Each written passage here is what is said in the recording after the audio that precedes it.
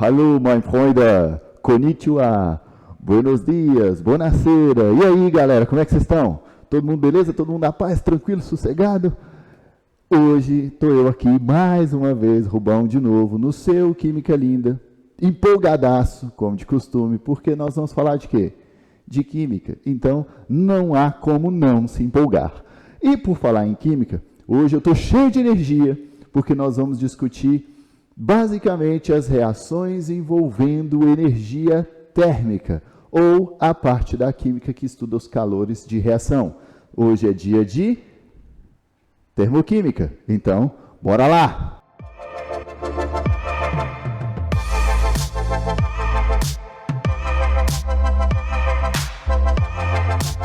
Beleza, termoquímica, como dito aí na cabeça do nosso vídeo, é o estudo das energias na forma de calor envolvidas nas reações. Então, toda reação que se processa envolvendo algum fluxo de energia térmica, quando eu digo fluxo, pode ser absorção, pode ser liberação, pode ser muito, pode ser pouco, não importa. Se há fluxo de energia térmica numa reação, nós temos uma reação termoquímica. Simples assim, tranquilo?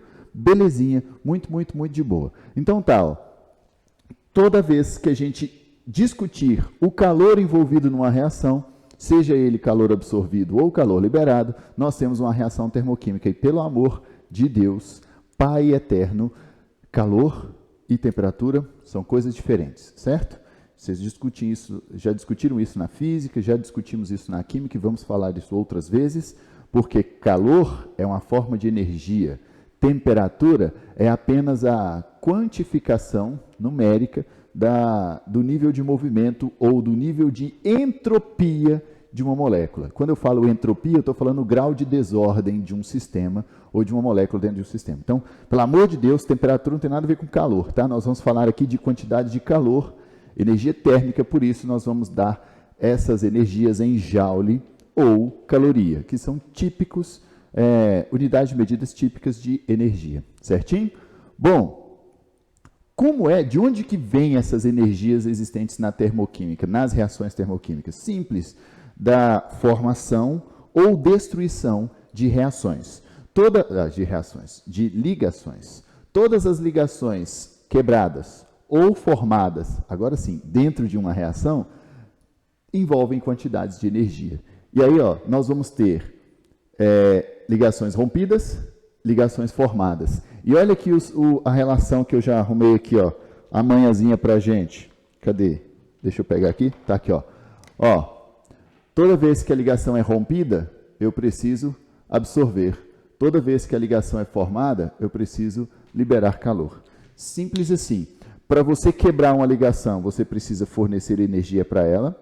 A ligação, ao receber energia, se rompe. Toda vez que você formar uma nova ligação, em contrapartida, você tem que devolver um pouco de energia para o sistema. Aliás, falando nisso, palavrinhas importantes que vão aparecer com alguma frequência. Sistema, vizinhança. O que é isso? O sistema é a reação em si, é o ambiente reacional. O que está acontecendo ali na reação?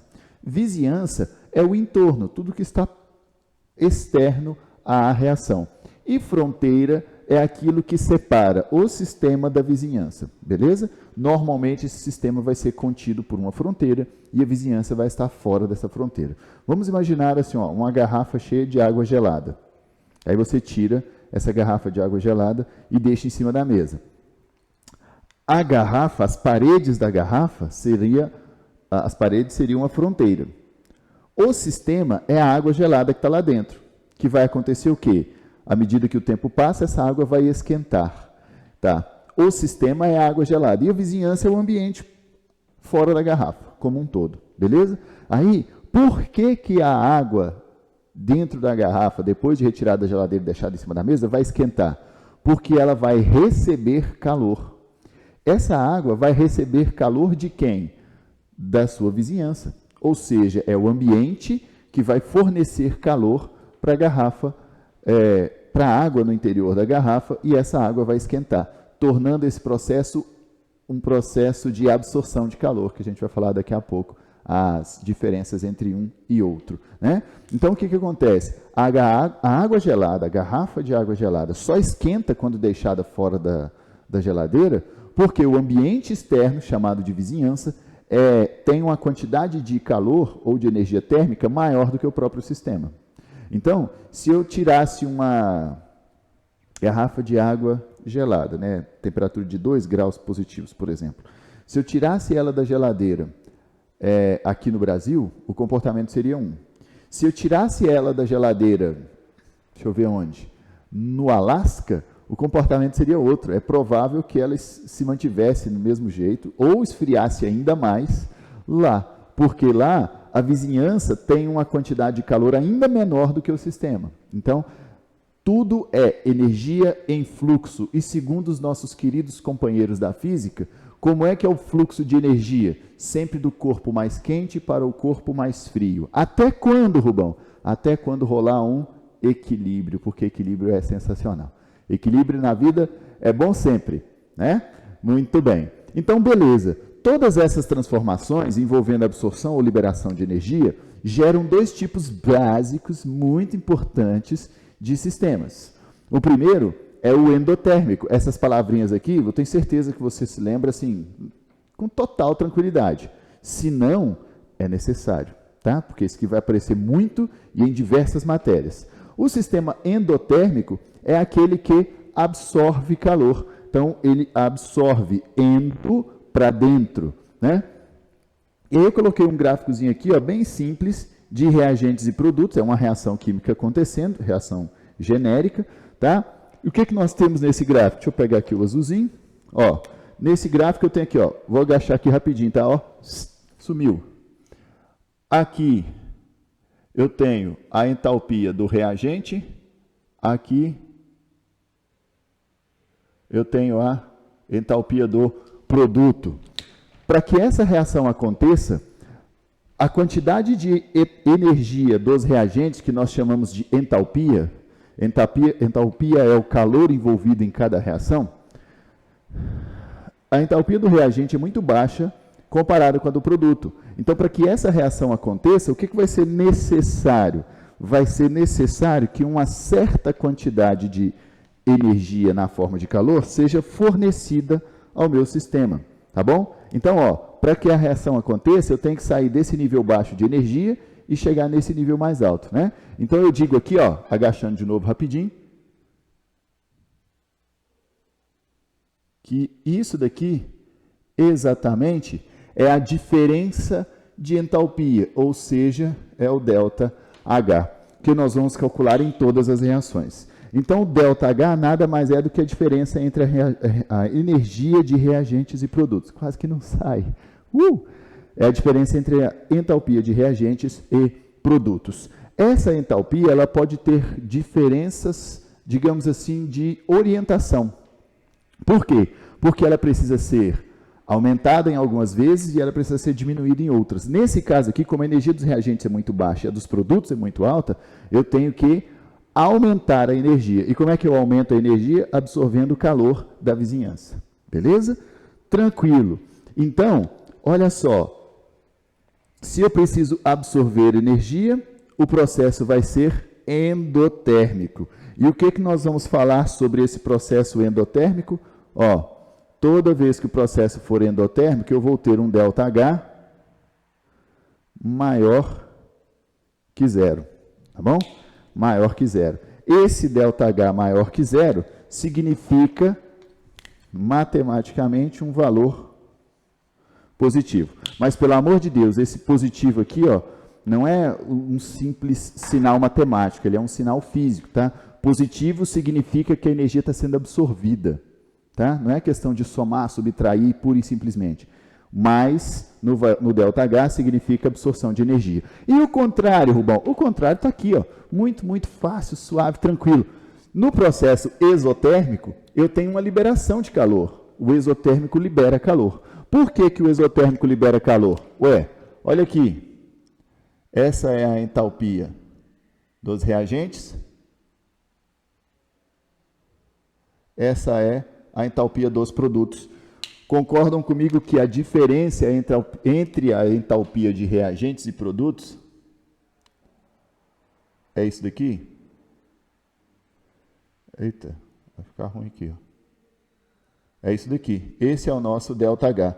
Só que ele agora está diminuindo, né? Porque o reagente está lá em cima, o produto está aqui embaixo, então está diminuindo. Logo, se ele está diminuindo, o excesso de calor tem que ser liberado, tem que ser jogado fora, porque ele não vai fazer parte da construção desses produtos. Lembra lá na questão de quebrar ligações e formar ligações? Aqui liberou energia porque, ao formar as ligações, a quantidade de calor envolvida foi maior do que ao romper, certinho?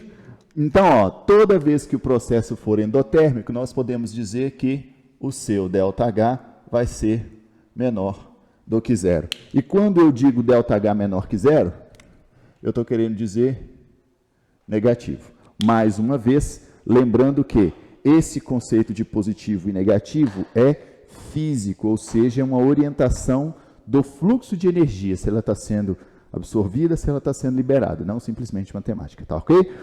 Mas enfim, Rubão, eu sempre bugo na hora de olhar gráfico, porque gráfico é aquele negócio, né? Você sabe que gráfico é difícil, tal, não sei o que, eu não sei de nada. Gráfico não é difícil de jeito nenhum. Gráfico, na verdade, a gente tem que acostumar com eles, porque eles são muito, muito, muito importantes para nós. Eles nos ajudam, eles estão ali para nos ajudar, porque eles têm muita informação. A gente só precisa saber encontrar. Mas aí uma dica para você olhar um gráfico termoquímico e definir se é endo, se é exo, facinho. Inclusive aqueles gráficos que mostram as etapas do sistema, que, portanto, tem vários pontos dentro do gráfico, vários níveis. Tá? Não tem problema. O que você tem que fazer? É só determinar quem é o reagente do seu processo, quem é o produto do seu processo, certo? Determinou? Depois que você determinou quem é o reagente, quem é o produto, ó, vou agachar aqui de novo. O que você tem que fazer? Toda reação, olha o Rubãozinho aqui, toda reação é indicada por uma seta, não é? A seta não é um indicativo de reação acontecendo? Então, você vai fazer o quê? Uma seta que parte do reagente e chega no produto. Beleza? Em todos os gráficos, ó, uma seta que parte do reagente e chega no produto. Se a sua setinha for ascendente, significa o quê?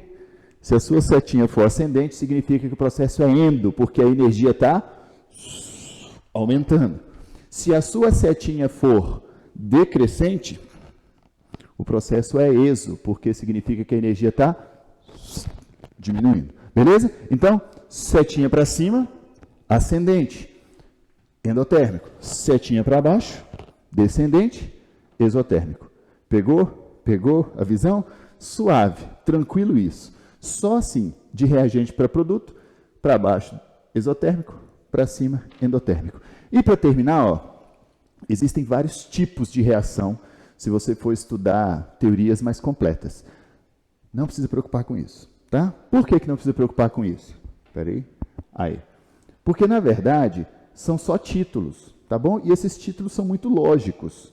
Não precisa se preocupar. Então, por exemplo, ó, a gente tem, entre os tipos de reação termoquímica, a energia, aliás, a entalpia padrão de dissociação, a entalpia padrão de neutralização, de ionização e de um monte de outros processos, certo? Mas você vai calcular ΔH do mesmo jeito, ou você vai fazer soma de etapas pela lei de Hess do mesmo jeito. Não precisa preocupar com isso, é só título, tá? Não preocupa, relaxa. Se tiver dois casos em que eu peço uma atenção especial para você, são nas entalpias de formação e de combustão. Por quê? Por dois detalhes muito simples. Primeiro, formação, entalpia padrão de formação é aquela, ou isso aqui vai existir em toda reação que você tiver substâncias simples que formam um mol de uma substância, certo? De uma substância composta. Então, ó, substâncias simples que interagem para formar um mol de uma molécula. Então, se o exercício fala assim, vamos imaginar uma prova de segunda fase de uma federal bacana, poderosa, que na letra A da pergunta fala assim, apresente a equação de formação do CO2. Se ele falou equação de formação, ele quer que você faça substância simples, mais substância simples produzindo CO2. 1 mol de CO2, tá? Se você faz isso aqui e coloca 2 aqui, ó, 2, 2 e 2, você já está dando margem para a pessoa descontar ou dar errado no seu negócio. Por quê? Entalpia padrão é sempre para 1 mol. Entalpia padrão de formação, 1 mol de reagentes, substância simples, formando 1 mol de uma molécula no final com o ΔH devidamente colocado. E o outro que eu chamo a atenção é a entalpia padrão de combustão. O que acontece na entalpia de combustão? Na entalpia de combustão, você vai ter sempre a queima de 1 mol de um combustível. O que é o combustível? É aquilo que será queimado, certinho? Ó, no caso, o carvão, é um combustível que é queimado sempre em presença de um comburente, mas comburente vai ser sempre O2. Então, falou em combustão, o que você vai pensar? Combustão, 1 mol de um combustível mais oxigênio formando os seus produtos, né? E nessa reação aqui, a gente tem uma parte muito comum, que é a combustão dos compostos orgânicos, né? Gasolina, etanol, diesel, enfim. Todo composto orgânico, quando ele é queimado, ele vai produzir, numa combustão completa, CO2 e água. Vale lembrar isso, tá bom? Combustão de compostos orgânicos produz normalmente CO2 e água. Aí você vira para mim e fala assim, Rubão, mas acho que você deu uma bugada aí, você colocou o mesmo exemplo para os dois. Exatamente. O mesmo exemplo se aplica às duas. Entendeu por que eu não preciso preocupar em determinar o tipo de reação, o tipo de combustão ou de formação, o tipo de termoquímica? Não preciso, eu preciso saber as nuances, as particularidades. Formação, sempre substância simples, formando 1 mol de molécula. Combustão, sempre 1 mol do combustível em presença de oxigênio formando seus produtos. Tá? Pelo amor de Deus, falou em entalpia padrão, padrão significa 1 mol para cada mol, certo? Detalhes que eu quero chamar a atenção de vocês, só esse. Formação, substâncias simples que viram 1 mol de molécula, combustão, 1 mol do seu combustível mais O2, formando seus produtos. Tá ok? A mesma coisa. Qual é a diferença, então, desse com esse? Formação é formação de CO2. O enfoque está no produto. Combustão é combustão de carvão. O enfoque está no reagente. A diferença dos dois é só onde é que está focando. O foco aqui é um produto formado, formação. O foco aqui é no reagente a ser queimado, combustão. Tranquilo? Beleza. E diversos outros que a gente encontra por aí nos exercícios, mais uma vez, não precisa preocupar com as suas nomenclaturas, tá bom? É só para aumentar o número de coisas que você vai estudar ou tentar lembrar. Ok? Beleza. Por hoje é só. Encerramos aqui a nossa primeira parte de termoquímica. Nós voltaremos numa segunda e terceira partes, talvez uma aula só de exercícios com os exemplos legais, mas vem ainda lei de Hess, vem ainda energia de ligação, tem muita coisa para a gente falar. Bom, então, eu espero vocês no próximo vídeo. Não esqueça de, se você achou legal, se te ajudou esse resuminho da primeira parte termoquímica aqui, de deixar o seu like, de se inscrever no canal, de ativar o sininho, para você ficar por dentro sempre que o Rubão postar alguma coisa nova no Química Linda. Certinho? Então, ó, por hoje, me encerro, me despeço. Aguardo vocês no próximo vídeo. Valeu!